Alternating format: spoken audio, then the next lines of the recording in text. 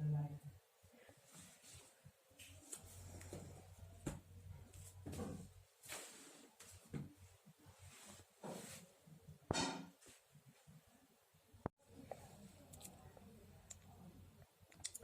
मेरे प्यारे दोस्तों, आप सबका all in one maths classes में स्वागत है। आज मैं एनटीपीसी में पूछे गए कुछ प्रश्नों को अच्छे कंसेप्ट के साथ सॉल्व करूंगा। देखिए, पहला क्वेश्चन, यदि x प्लस 7/12 इक्वल टू 5/12 हो तो x का मान ज्ञात करें। सबसे पहले दिया हुआ क्वेश्चन को लिख लें। तो x इक्वल टू x बराबर x प्लस 7/12 बराबर 5/12। x equal to 5/12। ये देखिए, यहाँ प्लस 7/12 है तो इक्वल का इधर आएगा तो -7/12। अब x इक्वल टू नीचे का एलसीएम कितना है? 12 का 12 का 12 एलसीएम, ऊपर 5 -7। तो x इक्वल टू 7 में से 5 जाएगा 2 और नीचे 12। बड़ा चिन्ह किसका है? 7 का माइनस है तो -2। तो x का वैल्यू कितना आ गया? x का वैल्यू आ गया -2/12। इस तरह के प्रश्न पूछे जाते हैं एनटीपीसी में, रेलवे एनटीपीसी में।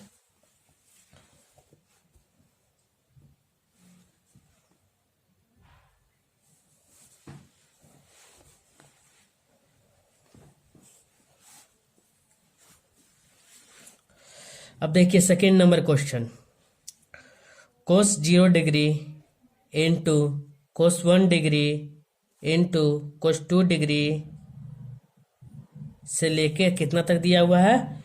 cos 90 डिग्री का मान ज्ञात करें। तो इसको सबसे पहले क्वेश्चन में जो दिया है उसको एक बार लिख ले। तो cos 0 डिग्री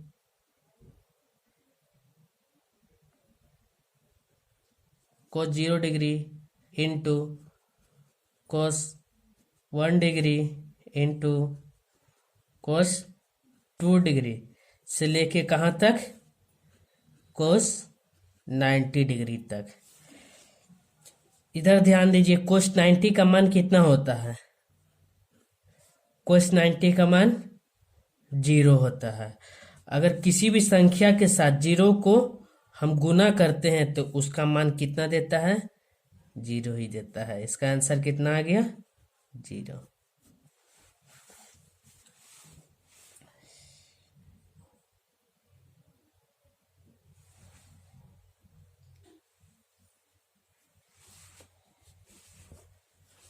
अब चलते हैं नेक्स्ट क्वेश्चन में।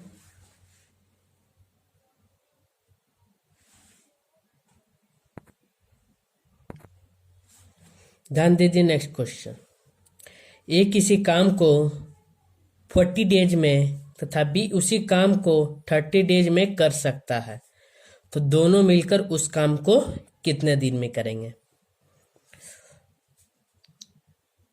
तो ए कितने दिन में किसी काम को करते हैं? 40 डेज में, ठीक है। बी उस काम को कितने दिन में करते हैं?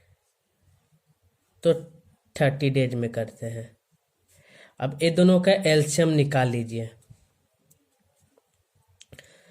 तो एलसीएम कितना आ जाएगा? 40 इंटू 30 120। तो इसका एलसीएम कितना आया? 120। अब देखिए इसको इससे डिवाइड कर दीजिए। 120 को 40 से डिवाइड कीजिए तो कितना आया? 3।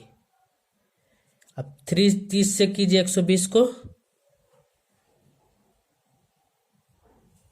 4। अब इस क्वेश्चन में क्या पूछा है कि दोनों मिलकर उस काम को कितने दिन में करते हैं। तो एक दिन का इफिशियंसी क्षमता कितना आ गया? 3। बी का क्षमता एक दिन का 4। तो दोनों मिलकर उस काम को करेंगे तो कितने दिन लगेंगे। तो दोनों से काम करवा दीजिए। टोटल वर्क कितना है? 120।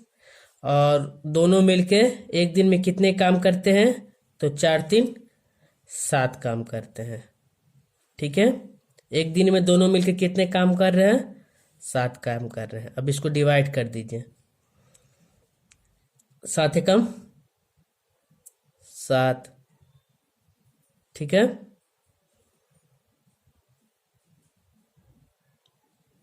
5 7 7 49, 7 1 50, 17.1/7। ठीक है, देख लीजिए कैसे 17.1/7 आया। तो 17 को 7 से गुना कीजिए। 7 7 49 का 9, बाकी 4 हाथ में 7 4 11, और ऊपर को 1 जोड़ दीजिए +1, तो बराबर कितना आ गया? 120। और नीचे कितना था? 7। 120/7 आ गया। इस तरह से ऐसे प्रश्न को सॉल्व करेंगे।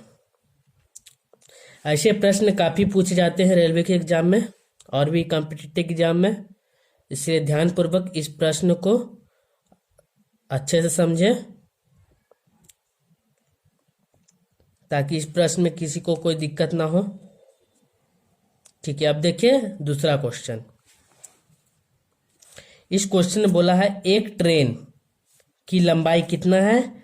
155 मीटर तथा दूसरी ट्रेन की लंबाई 255 मीटर और चाल क्रमशः कितना दिया हुआ है?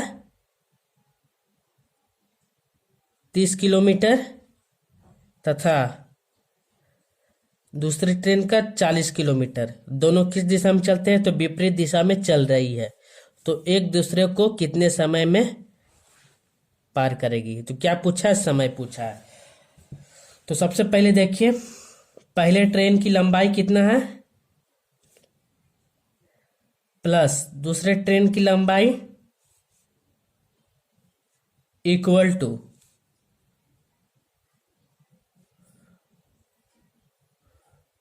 दोनों ट्रेन की चाल विपरीत दिशा में है, इसलिए चार जुड़ जाएगी आपस में, इनटू टी।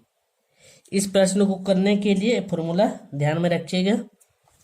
सबसे पहले देखिए पहले ट्रेन की लंबाई कितना है? 155 मीटर प्लस दूसरे ट्रेन की लंबाई 255 मीटर बराबर। ध्यान दीजिए पहले ट्रेन की स्पीड कितना है? 30 किलोमीटर प्लस दूसरे की 40 किलोमीटर। ध्यान दीजिए ट्रेन की लंबाई किस में दी हुई है? मीटर में दी हुई है, और चाल कितना किस में दिया हुआ? किलोमीटर में, इसीलिए इसको हम मीटर पर सेकंड में चेंज कर देंगे। तो मीटर पर सेकंड में चेंज करने के लिए कितना? 5/18। ठीक है, इंटू टी। टी कितना दिया है? टी हमको ज्ञात करना है। ठीक है, अभी इसको जोड़ दीजिए। 0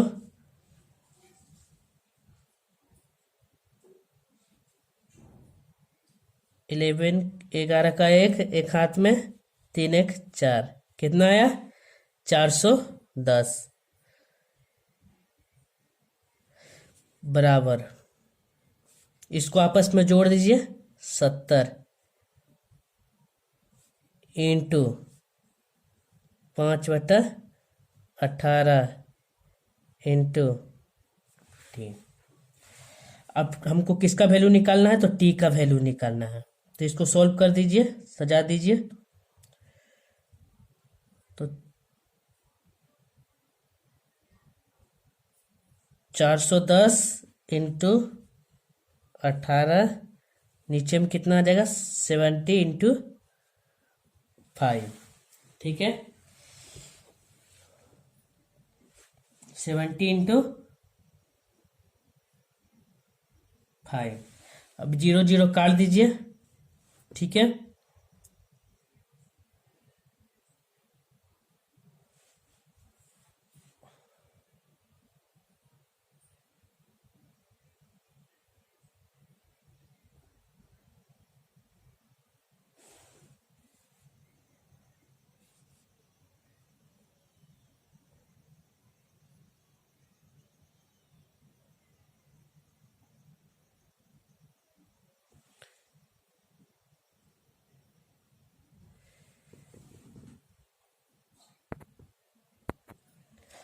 अब इसको आपस में गुना कर दीजिए। 41 इंटू 80 बाई 7 इंटू 5। इसको गुना करने पे कितना आएगा 7 38 बट्टा 35। अब इसको डिवाइड कर दीजिए। तो डिवाइड करने पर 21.08 सेकेंड इसका आंसर आएगा। इतने समय में एक दूसरे को पार करेगी, ठीक है। अब चलते हैं नेक्स्ट प्रश्न में।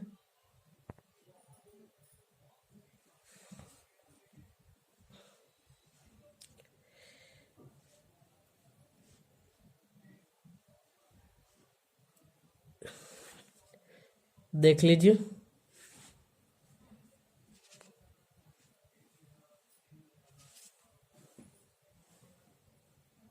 कितना है 21.08 सेकेंड, ठीक है। चलते हैं अब नेक्स्ट क्वेश्चन में,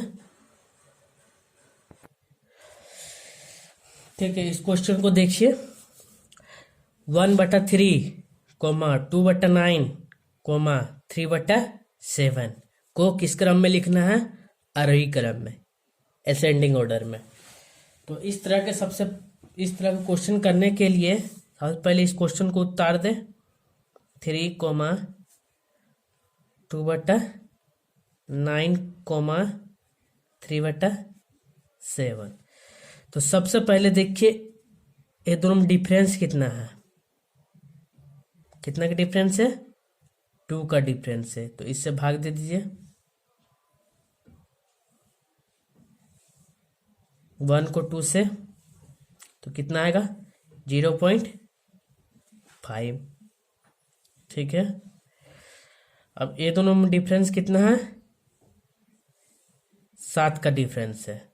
तो इसको भाग दे दीजिए।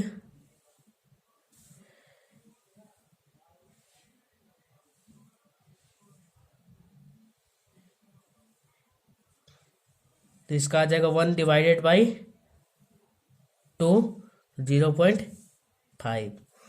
इसमें कितना डिफरेंस हुआ 7 का डिफरेंस हुआ, तो 2/7, ठीक है। 2/7। अब इसको आपस में डिवाइड कर दीजिए। 7 दूना 14, मतलब 0.2। अब इसमें देखिए कितना का डिफरेंस है, तो 4 का डिफरेंस है, तो 3/4।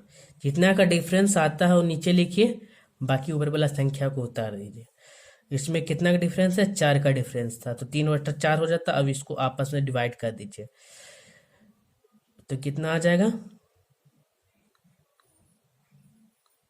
4 सत्ते 28, 0.7। अब देखिए कौन सा 0.5, 0.2, 0.7 सबसे छोटा आरोही क्रम, मतलब छोटा से बड़ा। तो 2/7 सबसे छोटा हुआ, क्योंकि ये 0.2 आया। उसके बाद 0.5, तो इसका कितना था क्वेश्चन में कितना है, 2/9 सबसे छोटा है, ठीक है। उसके बाद 1/3, ठीक है। उसके बाद 3/7। इस तरह से इस प्रश्न को सॉल्व करना।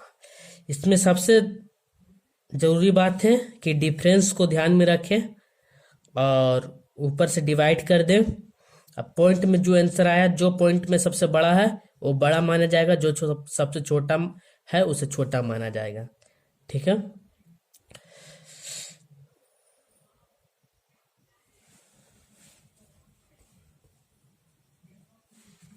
अब देखिए नेक्स्ट क्वेश्चन।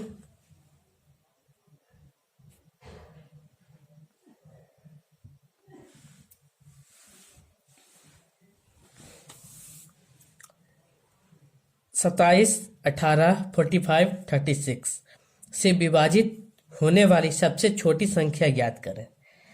तो इस प्रश्न में सबसे पहले करने के लिए 27, 18, 45, 36 इन चारों का क्या निकाल दीजिए, एलसीएम निकाल दीजिए। क्या निकालना है, एलसीएम, ठीक है। ऐसे जब भी छोटे या बड़े संख्या ज्ञात करने हो तो उस प्रश्न को हमेशा एलसीएम विधि द्वारा सॉल्व करें, आसानी होगी, ठीक है। तो अब देखिए हम 3 का टेबल में 3 नौतिया 27, 6 18, 3 एकम 3, 15 45, 3 एकम 3, 3 दूना 6। अब इसको फिर से 3 कर दीजिए। 3 तिहाई 9, 3 दूना 6, 3 पचे 15, 3 छः 12। अब इसको फिर से 3 कर दीजिए। 3 एकम 3, 2, 5, 3 दूना 6। अब 2 से कर दीजिए। 1 1 1 5। अब देखिए डिवाइड नहीं होगा, तब अब आपस में सारों को जितना है सारों को आपस में गुना कर दीजिए। 3 इंटू 3 इंटू 3 इंटू 2 इंटू 5। 3 तिहाई 9, 9 तिया 27, 27 दूना 56, 54 और 54 पचे 20, 27 270। तो इसका एलसीएम कितना आ गया, 270।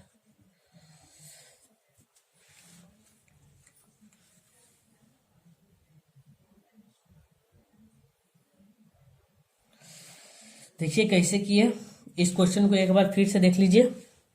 27, 18, 45, 36 से विभाज्य होने वाली सबसे छोटी संख्या क्या होगी। 3 से डिवाइड किया, 9 तिया 27, 6 तिया 18, 15 तिया 45, 12 तिया 36, ठीक है। 3 से इसको डिवाइड, 3 तिया 9, 3 दूना 6, 3 पचे 15,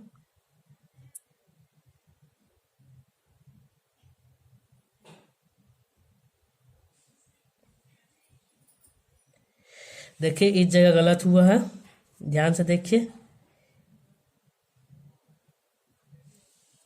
3 चौके 12, 4 बार में, ठीक है।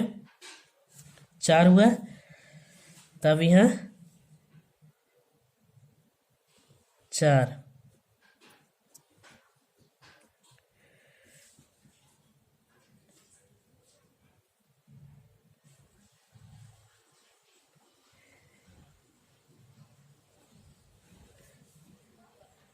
तो इस जगह 2 आ जाएगा। तो इसमें मल्टीप्लाई 2 कर दीजिए। 270 गुना 2 कर दीजिए, 0 14 का 4 एक हाथ में 5, 540 इसका आंसर होगा। थोड़ा मिस्टेक हो गई थी इसलिए ध्यान से देखिए।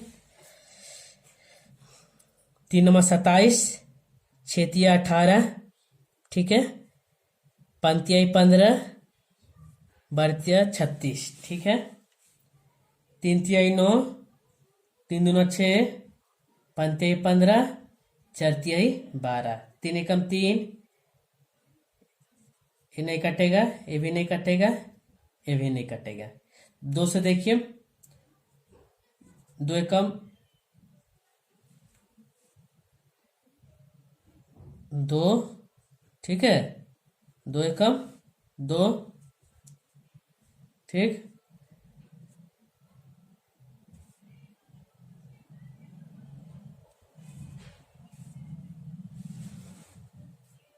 3 से नहीं कटा था इसलिए 2 उतर गया था, ठीक है। 3 से नहीं कटा था इसलिए 2 उतर गया था। ये भी 4 से नहीं कटा इसलिए 4 उतर गया था। अब देखिए, 1 का 1, 2 एकम 2, 5 नहीं कटता इसलिए 5 उतार दिए, 2 दूना 4। अब जो आया उसको आपस में गुना कर दें, तो 3 into 3 into 3 into 2 into 5 into 2। अब आपस में गुना कर दीजिए। 3 तिहाई 9, 9 तिहाई 27, 27 दूना 54, 54 पचे 270, 270 दूना 540 इसका करेक्ट आंसर आएगा। इसका करेक्ट आंसर 540। करेक्ट आंसर कितना आया? 540। वह छोटी संख्या है जो पूरी तरह 27, 18 और 45, 36 से विभाजित हो जाएगी। चलते हैं नेक्स्ट क्वेश्चन में। ठीक है, देखिए अब नेक्स्ट क्वेश्चन। 1/5, 2/7 और 7/15 का एचसीएफ निकालना है। एक क्वेश्चन सबसे ज़्यादा वेरी वेरी इंपॉर्टेंट है, इसीलिए इस क्वेश्चन को पूरी अच्छी तरह से ध्यान से देखें। 1/5, 2/7 और 7/15। देखिए यहाँ पे क्या बोला है, एचसीएफ निकालने। जब भी जो चीज यहाँ पे रहेगा, अगर एलसीएम रहेगा तो ऊपर का एलसीएम, अगर यहाँ पे एचसीएफ रहेगा तो ऊपर का एचसीएफ। तो ध्यान दीजिए,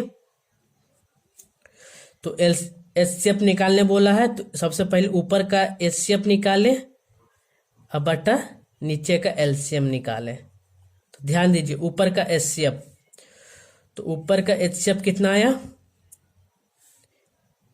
7 का 7 इंटू 1, 2 का 2 इंटू 1, और 1 का 1 इंटू 1। एचसीएफ किसको बोलते हैं? जो कॉमन फैक्टर रहता है। तो कॉमन फैक्टर यहाँ क्या है? 1। तो एचसीएफ कितना आ गया? और नीचे का क्या बोले? एलसीएम निकालने के लिए। एलसीएम किसका किसका? 5, 7, 15 का। एलसीएम निकाल लीजिए। 5 कम 5, 7, 15, 15, 7 पचे 35, 35 दिया,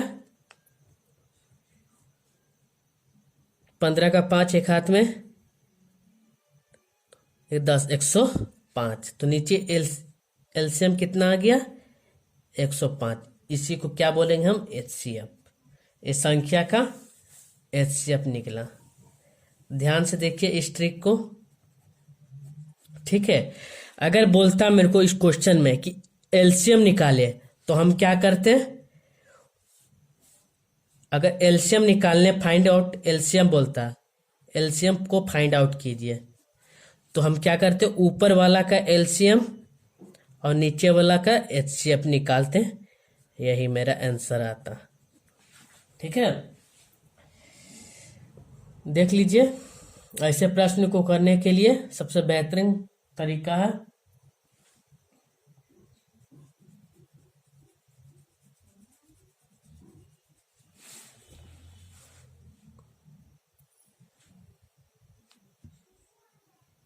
अब देखिए दूसरे क्वेश्चन। 2 संख्या का अनुपात 8:9 है, तो एचसीएफ 6 दिया है, तो एलसीएम निकालने के लिए। तो इस प्रश्न का एलसीएम निकालने का एक फॉर्मूला है। तो फॉर्मूला क्या है? तो फॉर्मूला है अनुपातों का गुणनफल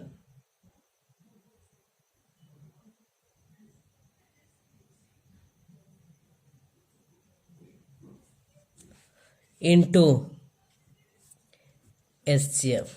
ठीक है, अनुपातों का गुणनफल इनटू एचसीएफ। तो अनुपात कितना है? एक अनुपात है 8, एक अनुपात है 9। ये दोनों का गुणनफल इनटू एचसीएफ। तब ये तीनों को आपस में गुना कर दे। 8 9 72, अच्छा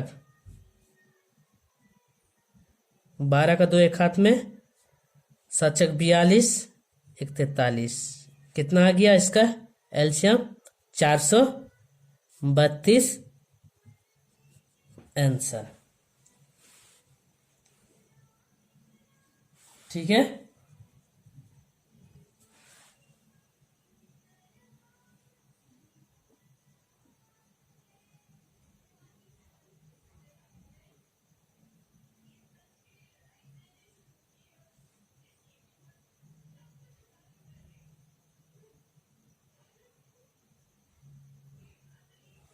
चलते हैं अब नेक्स्ट प्रश्न में। इसलिए ध्यानपूर्वक इस प्रश्न को देखें, वीडियो पॉज करके समझें और खुद से बनाने का प्रयास करें। ठीक है, हम इस प्रश्न के कुछ प्रश्न दे देते हैं, इसलिए एक तो प्रश्न देते हैं, इसको ध्यान से बनाइएगा।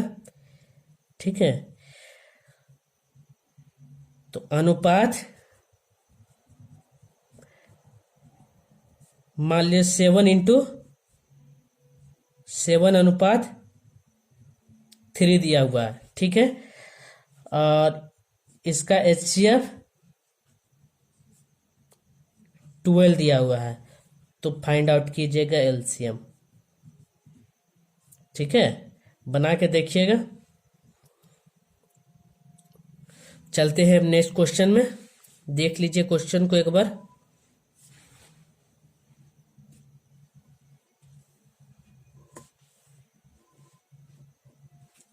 ये क्वेश्चन दिया है, आप बनाने का प्रयास कीजिएगा। ठीक है, क्वेश्चन क्या दिया हुआ है? अनुपात, दो संख्याओं का अनुपात कितना दिया है? 7:3। ठीक है, कोमा, और एचसीएफ कितना दिया हुआ? 12। तो हमको क्या फाइंड आउट करना है? एलसीएम फाइंड आउट करना है। ठीक है, अब चलते हैं नेक्स्ट क्वेश्चन में। देखिए, 48% का अनुपात में कितना होगा? तो 48% का अनुपात में कितना होगा? तो कितना क्वेश्चन में दिया हुआ है? 48%। ठीक है, तो ध्यान दीजिए, 48 अब परसेंट का मतलब नीचे 100। अब इसको आपस में डिवाइड कर दीजिए। 2 5 10 0। इसको 2 से काटिए, 2 दूना 4, 2 चौके 8। 2 से इसको काटिए 25, 2 से इसको काटिए 12। अब देखिए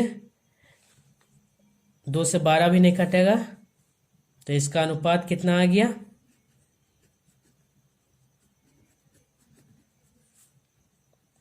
अनुपात बराबर 12:25 आंसर। ठीक है,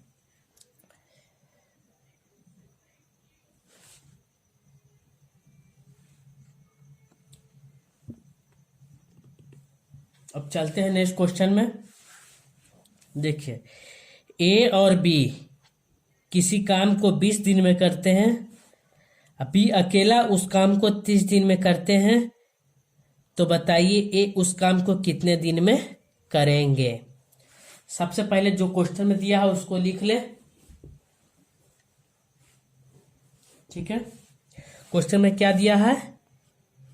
ए प्लस बी किसी काम को कितना दिन में 20 दिन में, और बी अकेला उस काम को कितने दिन में कर रहे हैं? 30 दिन में। अब ये दोनों का आपस में एलसीएम निकाल लीजिए, 20 और 30 का। देखिए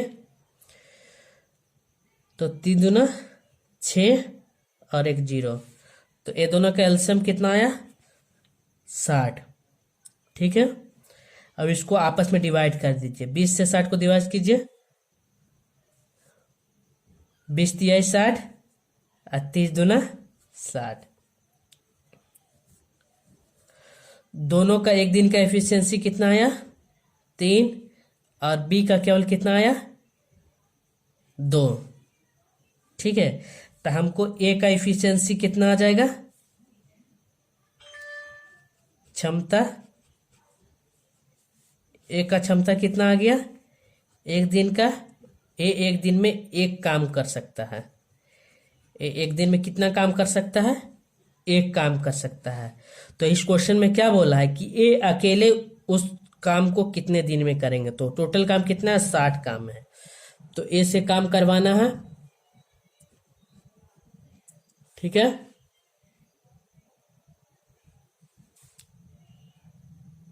तो टोटल वर्क कितना है? 60, और एक दिन के एफिशिएंसी कितना है ए का? एक दिन में ए केवल एक ही काम कर सकता है। ठीक है, बराबर, तो उस कर दीजिए, तो ए 60 दिन में उस काम को पूरी तरह से समाप्त कर देगा।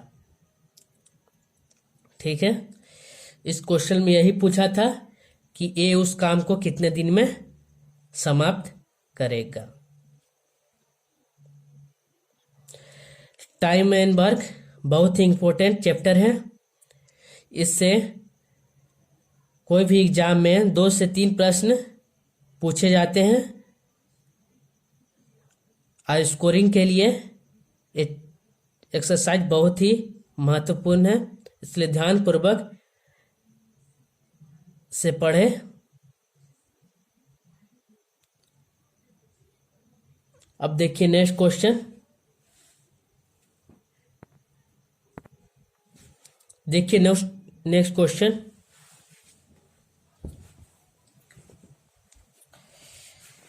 एक वृत्त की परिधि 66 सेंटीमीटर है, तो उस वृत्त की त्रिज्या ज्ञात करें। तो परिधि कितना दिया हुआ है?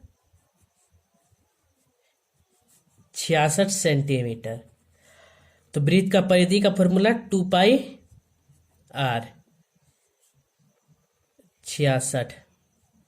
ठीक है, तो r बराबर 66/2π, इसलिए r बराबर 66/2 इंटू 22/7। अब r बराबर 66/2 इंटू 22। अब ये 7 ऊपर चल जाएगा इंटू 66 के साथ। अब आपस में काट दीजिए,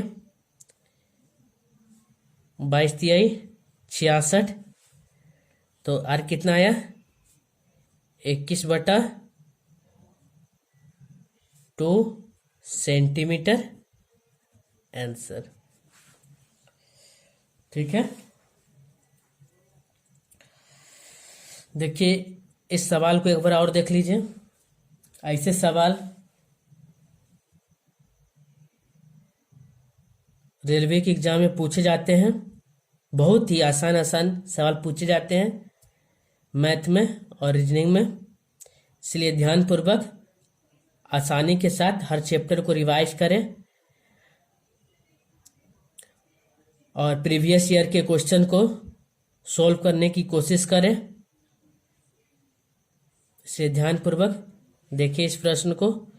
एक वृत्त की परिधि 66 सेंटीमीटर है, और 66 सेंटीमीटर है तो हमको क्या ज्ञात करना है? त्रिज्या ज्ञात करना है।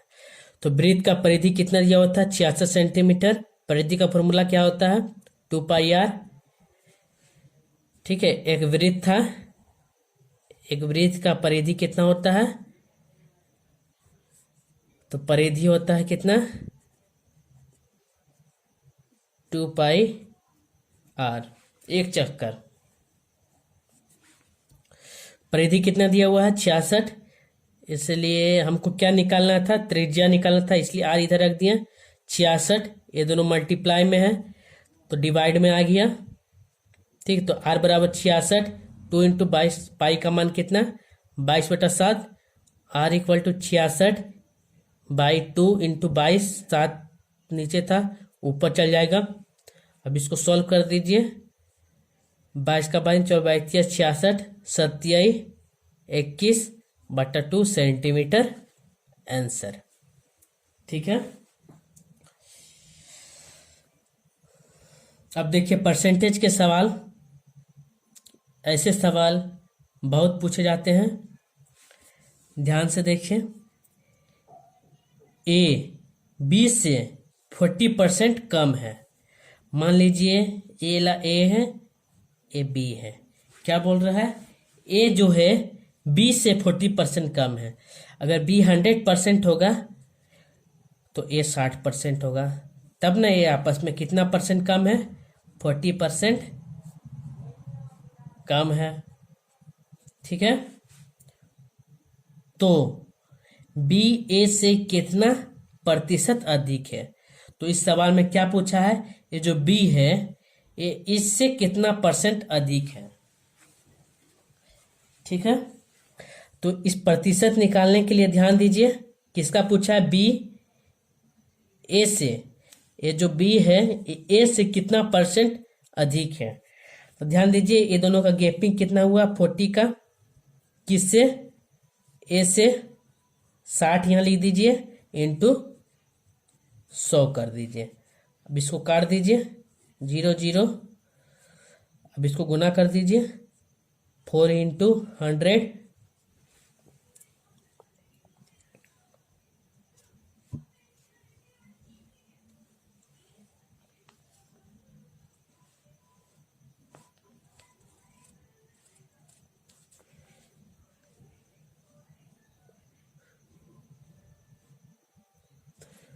Four into 100/6। ठीक है, तो कितना आ गया, 400/6, भाग कर दीजिए, 6 6 36। ठीक है,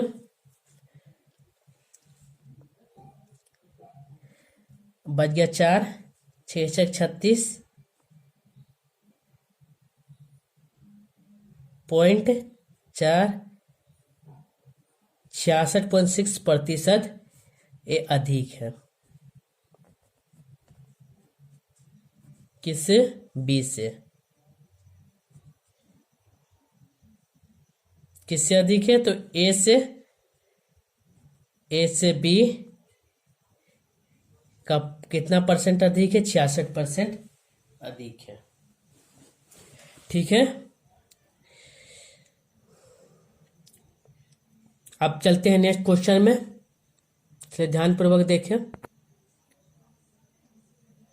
ठीक है, देखिए नेक्स्ट क्वेश्चन।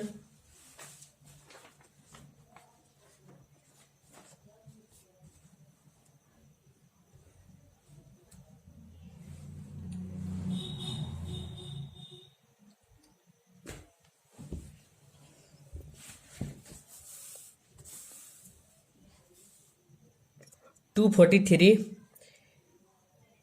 डिवाइड 3/3 का मान ज्ञात करें।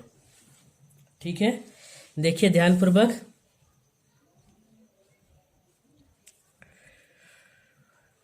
टू 43, ठीक है, डिवाइड है इसीलिए इसको मल्टीप्लाई में लाते हैं और 1/3 लिखते हैं। इसको भी मल्टीप्लाई में लाते हैं, 1/3 लिखते हैं। इसको भी मल्टीप्लाई में लाते हैं, 1/3 लिखते हैं। ठीक है, अब डिवाइड कर दीजिए।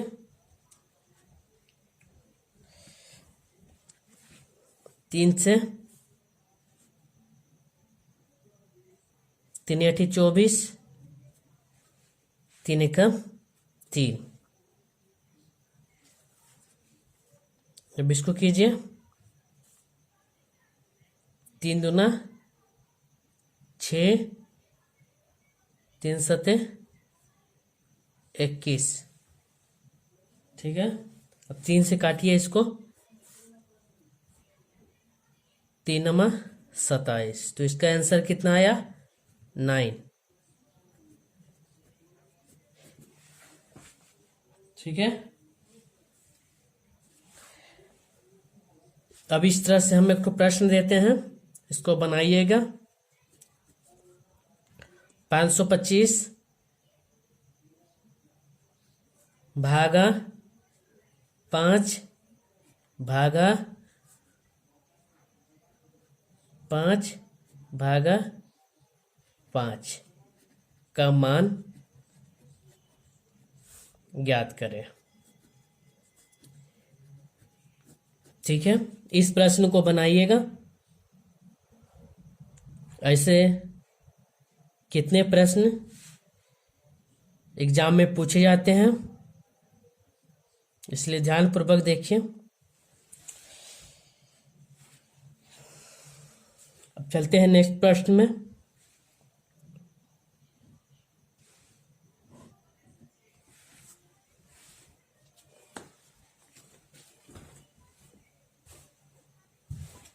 देखिए, दो संख्याओं का अनुपात कितना दिया हुआ है? अनुपात कितना है? 1:3। और एचसीएफ कितना दिया है? 8। हमको क्या ज्ञात करना है? एलसीएम। अभी हम पीछे इस प्रश्न को, ऐसे प्रश्न को सॉल्व किए थे। क्या बोले थे कि जब भी एलसीएम निकालने बोलेगा ऐसे प्रश्न में, तो ध्यान देना है क्या कि दो संख्याओं का गुणनफल, दो संख्याओं मतलब दो संख्याओं के अनुपात का गुणनफल। अनुपात का कितना है? 1:3 है।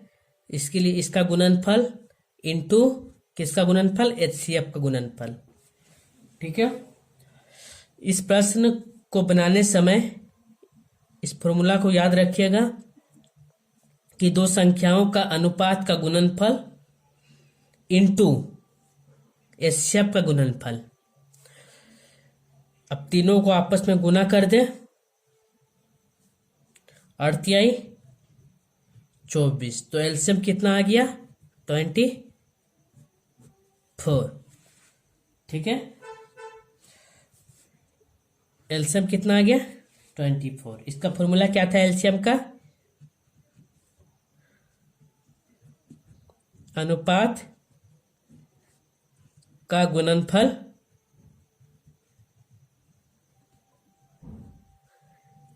का गुणनफल इंटू एचसीएफ। ठीक है, इस प्रश्न को, इस फॉर्मूला को अच्छा से याद रखें। ऐसे प्रश्न काफी पूछे जाते हैं, आसानी पूर्वक बन जाएंगे, को दिमाग में भी कैलकुलेशन कर सकते हैं। ठीक है, चलते हैं नेक्स्ट क्वेश्चन में, इसलिए ध्यान से देखिए।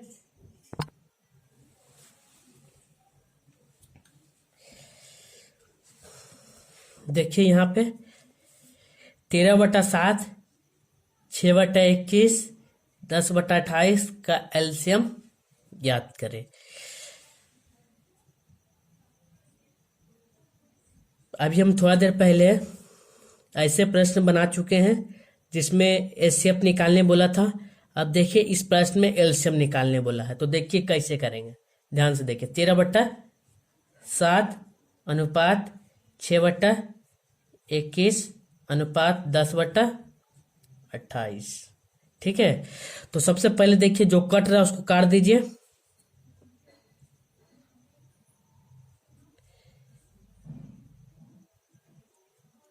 तीन दूना 6, 3 सते 21। ठीक है, अब इसको काट दीजिए।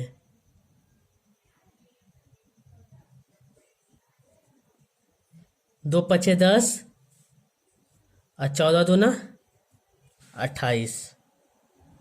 ठीक है, अब जो आया उसको लिख दीजिए 13/7 कोमा 2/7 कोमा 5/14। ठीक है, अब देखिए क्या बोला है हमको, एलसीएम निकालने।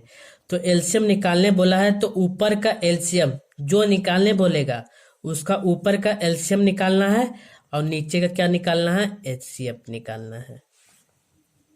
ठीक है, तो एलसीएम निकाल लीजिए किसका किसका, 5 2 13। तो देखिए तीनों डिफरेंस है, 13 भी अलग है, 5 भी अलग है और 2 भी अलग है। तो इसको आपस में गुना कर दीजिए। 13 पचे 65, 65 है दूना 0 130। तो एलसीएम कितना आ गया, ऊपर का एलसीएम कितना आया 130 और नीचे क्या बोला है एचसीएफ। तो 7 का 7 इंटू 1, 7 का 7 इंटू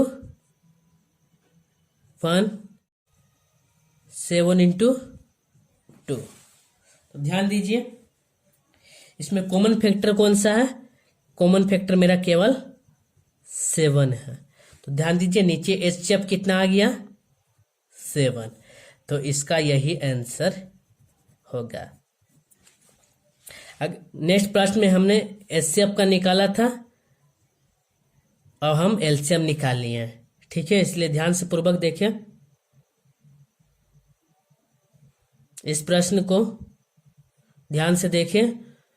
ये प्रश्न बार बार पूछे जाते हैं, कोई भी एग्जाम हो, चाहे वो रेलवे हो, एसएससी हो, बैंक हो या डिफेंस का कोई भी एग्जाम हो, अन्य एग्जाम में सभी में पूछे जाते हैं एलसीएम और एचसीएफ ज्ञात करने के लिए। ये एलसीएम और एचसीएफ का फेमस क्वेश्चन है, इसलिए इस क्वेश्चन को ध्यान से देख लीजिए। कभी बोलेगा एलसीएम निकालिए, कभी एचसीएफ निकालिए, और कभी दो संख्याओं का गुणनफल दिया रहेगा, एक तो एचसीएफ दिया रहेगा तो एलसीएम निकालिए। इस तरह के काफी प्रश्न पूछे जाते हैं एलसीएफ और एचसीएफ में। ठीक है, ये चैप्टर भी अपने आप में बहुत ही इंपॉर्टेंट है, इसमें भी 2 से 3 प्रश्न पूछे जाते हैं एलसीएम एचसीएफ में। इसलिए इस चैप्टर को ध्यान पूर्वक पहले पढ़ें, उसके बाद प्रीवियस ईयर में जो आए हुए प्रश्न हैं उनको बनाने का कोशिश करें, ताकि आपको एग्जाम में कोई कठिनाई ना हो। इसलिए देखिए, अब चलते हैं नेक्स्ट प्रश्न में, इसलिए ध्यान से देखिए नेक्स्ट प्रश्न क्या कह रहा है।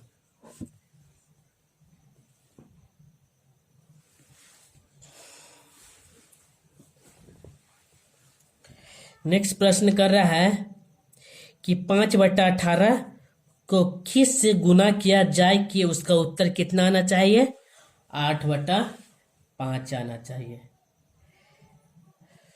इस प्रश्न में क्या पूछा है कि 5/18 में हमको कौन सी ऐसी संख्या है जिसको संख्या को हम क्या मानते हैं, एक्स मानते हैं, कि उसका उत्तर मतलब आंसर कितना आना चाहिए, 8/5 आना चाहिए। ठीक है, तो आप इसको सोल्व कर दीजिए। तो x बराबर 8/5, ये इसके साथ किस संबंध में है, तो गुना के संबंध में है, तो इसके साथ किस संबंध में आ जाएगा, तो भाग के संबंध में आ जाएगा, तो 5/18 हो जाएगा। ठीक है, अब इसको सोल्व कर दीजिए। तो x इक्वल टू गुना के रूप में ले आइए, तो 8/5 गुना के रूप में लाएंगे तो नीचे वाला संख्या ऊपर हो जाएगा और ऊपर वाला नीचे हो जाएगा। ठीक है, अब इसको गुना कर दीजिए। तो x इक्वल टू 18 8 64 का 4 हासिल कितना 6 और 8 6 14, तो 18 8 144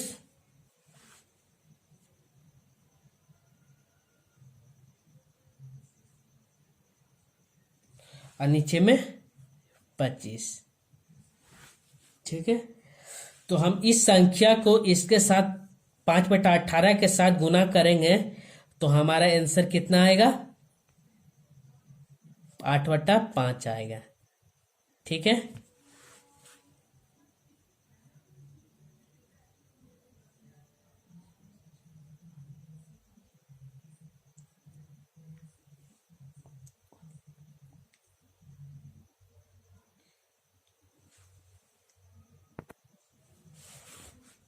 ठीक है। अब देख लीजिए, इसको चेकिंग करके ही देख लीजिए आप। क्या बोला था क्वेश्चन में कि 5/18 को हमको इस संख्या के साथ गुना करना है।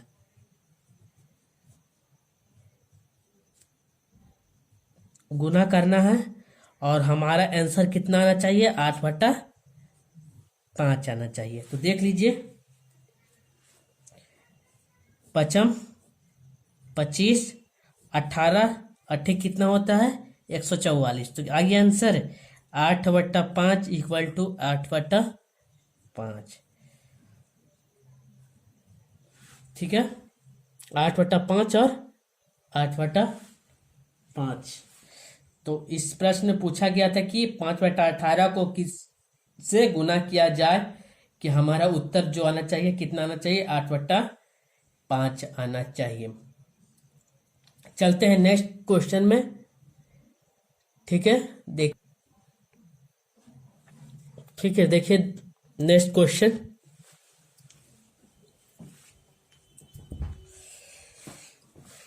समीकरण वाले सवाल है, यदि 3x plus 4y equal to 36 हो तो x बराबर क्वेश्चन मार्क्स, मतलब x का वैल्यू ज्ञात करना है और y का मान कितना दिया हुआ है? 4 दिया हुआ है। तो सबसे पहले जो दिया है उसको लिख दीजिए, y का मान 4 और x का मान क्या करना है? हमको फाइंड आउट करना। समीकरण मेरा क्या है? 3x plus 4y equal to 36। तो किसका मान दिया हुआ है? तो 3x प्लस y का मान कितना है? 4 इक्वल टू 36। 3x प्लस 16 बराबर 36। तो 3x बराबर 36 माइनस 16। ठीक है, अब 3x बराबर 20। ठीक है, x बराबर 20, 3x बराबर 20, तो x बराबर 20/3। तो x का मान कितना आया? 20/3 x का मान निकला। ठीक है, समीकरण वाला सवाल बहुत पूछे जाते हैं, इसलिए ध्यानपूर्वक देखिए। चलते हैं नेक्स्ट क्वेश्चन में, ध्यान से देखिए। इस क्वेश्चन में क्या बोला है कि 175 रुपया में किसी सामान को बेचने पर कितना % की हानि होती है? 15% की क्या हो रही है? हानि हो रही है।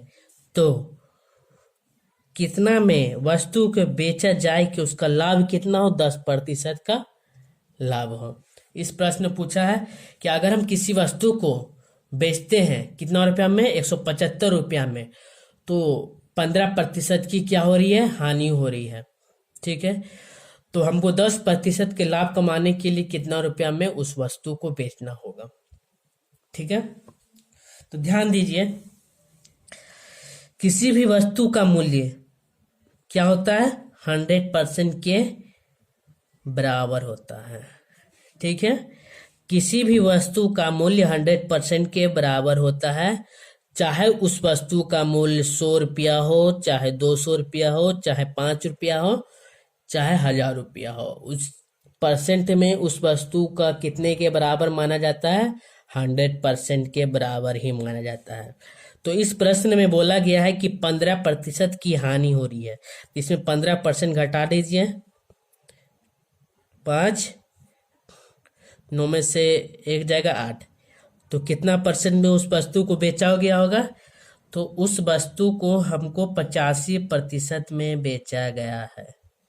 तो 85% का मान कितना दिया हुआ है? 175। ठीक है, हमको कितना परसेंट का मान चाहिए? 10% का मान चाहिए। तो 100% वस्तु का मूल्य हो गया प्लस 10% लाभ चाहिए। 10% क्या चाहिए? लाभ चाहिए। तो हमको कितना का मान चाहिए? तो हमको मान चाहिए 110% का मान चाहिए।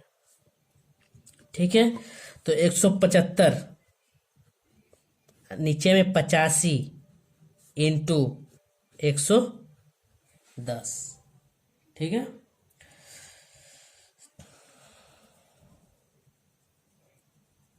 पाँच से इसको काट दीजिए। 5 ही कम 5, 3 बज गया। 5 सत्ते 35।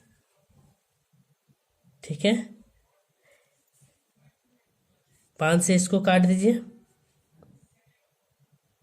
5 यही 15, 5 25।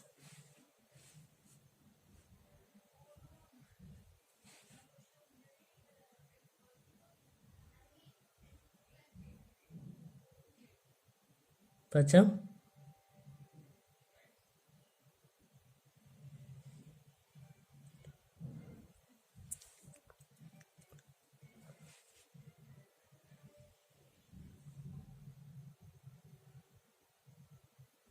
ध्यान दीजिए, अब इसको गुना कर दीजिए। 35 इंटू 110 नीचे में 17। इसको सॉल्व कीजिए, कितना आता है? अब इसको आपस में गुना कर दीजिए। ठीक है, तो गुना करने पे कितना आएगा? तो 38 50 आएगा बटा 17। ठीक है, 38 50 बटा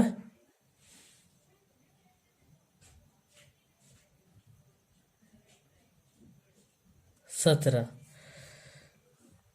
ठीक है, कितना आया? 38 50 बाई 17। ठीक है, अब इसको डिवाइड कर दीजिए। तो डिवाइड करने पर 226.47 के समथिंग रुपया में आंसर आएगा। इतना रुपया में बेचेंगे तो हमको कितना परसेंट का लाभ होगा? 10% का लाभ होगा। ठीक है, क्या पूछा था? 175 रुपया में बेचने पर 15% की क्या हो रही है? हानि हो रही है। तो कितना रुपया में उस वस्तु को बेचे के 10% का लाभ होता है? तो 15% का लाभ मतलब 85% का मान कितना दिया हुआ है? 175 रुपया दिया हुआ है। तो हमको 110% का मान चाहिए। तो 175 बाई 85 इंटू 110। 110, अब इसको डिवाइड करिए। 17 पच्चे 85। ठीक है, 17 पच्चे 85। 5 बार में अब 5 से इसको काट दीजिए। 5 15, 5 25। ठीक है, तो 35 और इसको गुना करें। 35 और 110 को गुना करने पे 38 50 और बटा 17। तो उसको डिवाइड करने पे 226.47 के समथिंग रुपया में आंसर आएगा। मतलब 226 रुपया में बेचने पर हमको 226 रुपया 226.47 में बेचने पर 10% का प्रॉफिट होगा। ठीक है, चलते हैं नेक्स्ट क्वेश्चन में। देखिए, एक सीरीज वाला क्वेश्चन पूछा गया था कि 555 अनुपात 125 होता है तो 777 अनुपात कितना होगा? तो ध्यान दीजिए, 5 इंटू 5 इंटू 5 अनुपात 125 अनुपात 7 इंटू 7 इंटू 7 अनुपात में कितना आंसर आएगा। कैसे 125 आया, 5 से गुना किया 25, अब 25 को 5 से गुना किए तो 125।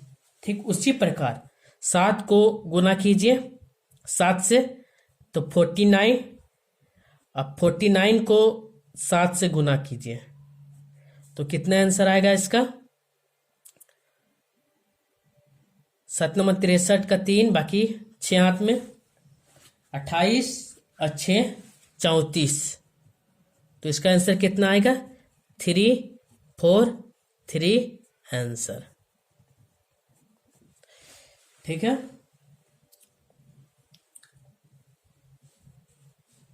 अब देखिए लास्ट क्वेश्चन।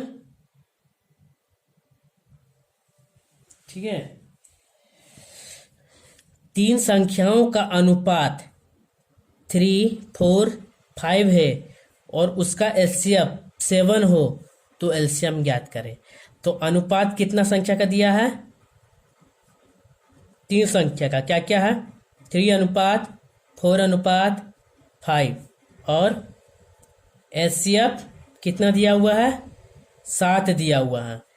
तो इस क्वेश्चन को करने के लिए हम बताए थे कि जब भी एलसीएम निकालने बोलेगा तो अनुपातों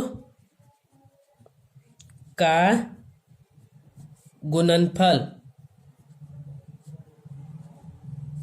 अनुपातों का गुणनफल इंटू एचसीएफ। ठीक है, अनुपातों का गुणनफल इंटू एचसीएफ। तो अनुपात कितना है, 3 अनुपात 4 अनुपात 5, इसको गुना कर दीजिए, अब प्लस एचसीएफ 7 है। अब ये चारों को आपस में गुना कर दीजिए, चारों को गुना कीजिए, कितना आता है, 4 तिया 12, 12 पचे 60 और 60 सते 0 7 42, 420 इसका एलसीएम होगा। यही मेरा आंसर है। ठीक है, तो ये एनटीपीसी में पूछे गए कुछ प्रश्न थे जो हम आपके सामने प्रस्तुत किए। इस वीडियो को